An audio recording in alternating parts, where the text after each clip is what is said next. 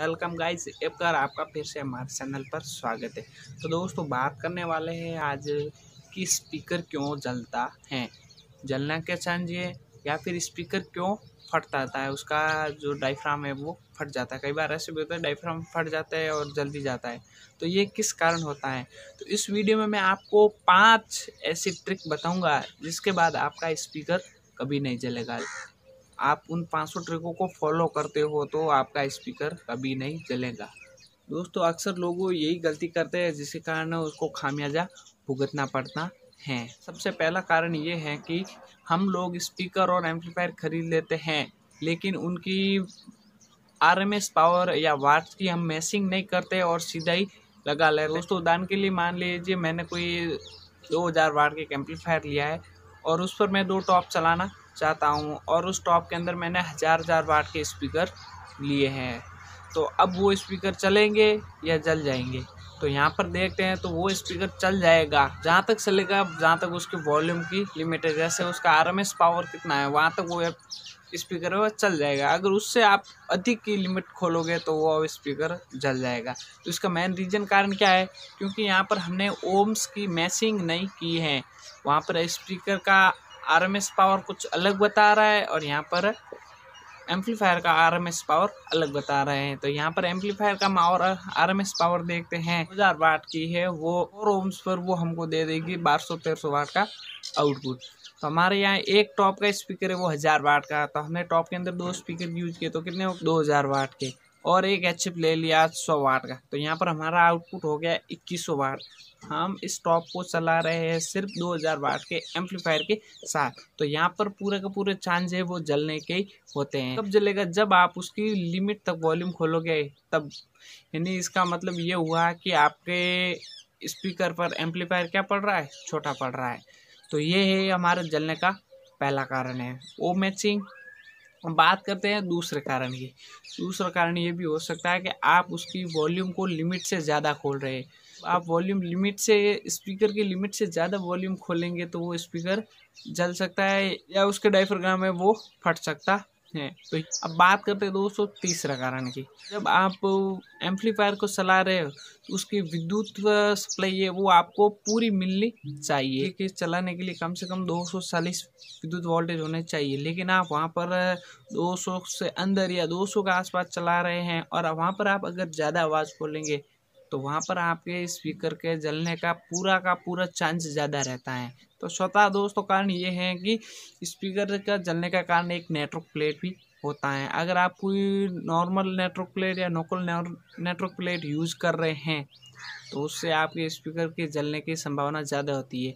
क्यों होती है? क्योंकि दोस्तों जब आप उस पर पूरे आउटपुट के साथ आप उस स्पीकर को चला रहे हैं तो वो स्पीकर की क्या नेटवर्क प्लेट गर्म हो जाएगी। गर्म होने के कारण वो या तो नेटवर्क प्लेट खुद जल जाती है या फिर आपके स्पीकर्स को डैमेज दे जाती है, जहाँ पर उसकी कॉइल है वो जल जाती है।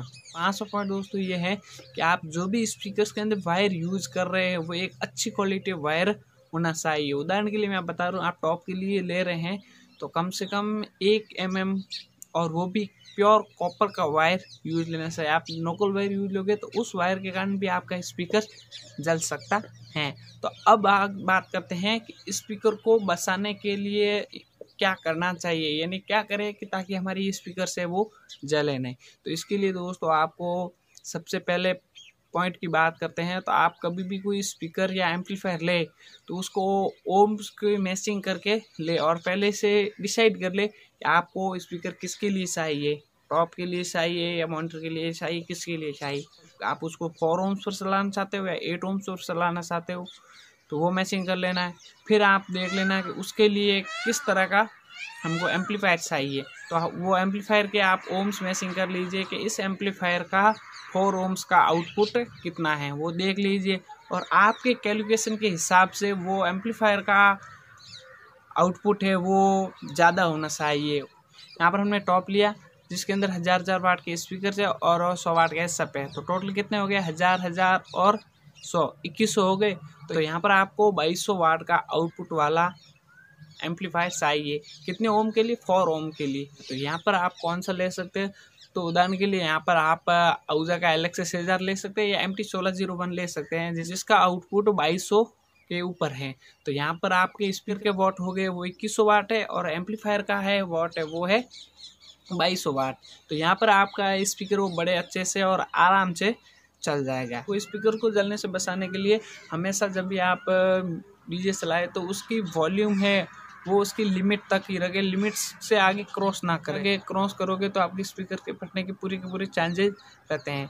तीसरी बात है लाइट सप्लाई की। तो यहाँ पर आपको जो विद्युत सप्लाई के अंदर वोल्टेज की कमी महसूस हो रही है, आप स्टेबलाइजर को यूज़ कीजिए, उसके द्वारा आप उसके वोल्टेज को बढ़ा सकते हैं और इस परेशानी से दूर हो सकते हो। नेटवर्क प्लेट की, तो यहाँ पर दोस्तों आपको एक अच्छी क्वालिटी की नेटवर्क प्लेट लेनी चाहिए जो आप ले रहे हो। यानी आप अगर कोई 4 ohms के लिए ले रहे हो तो 4 ohms की नेटवर्क प्लेट अच्छी क्वालिटी के ले। 8 ohms की जो नेटवर्क प्लेट ले रहे हो तो 8 ohms की ले। ऐसा नहीं है कि आप 4 ohms के लिए नेटवर्क प्लेट ले ली और वहाँ पर आपने एक स्पीकर जोड़कर उसको 8 ohms की बना ली। तो इस प्रकार का उसको यूज़ नहीं करना चाहिए, क्योंकि उसके अंदर जो नेटवर्क प्लेट बनी है वो उस हिसाब से उसको आउटपुट देती है। तो यहाँ पर आपको एक अच्छी क्वालिटी की आप नेटवर्क प्लेट को लेनी चाहिए। इन 5 बातों से आपका स्पीकर जलने से बच सकता है। आज की वीडियो में इतना ही, मिलते हैं अगले वीडियो में।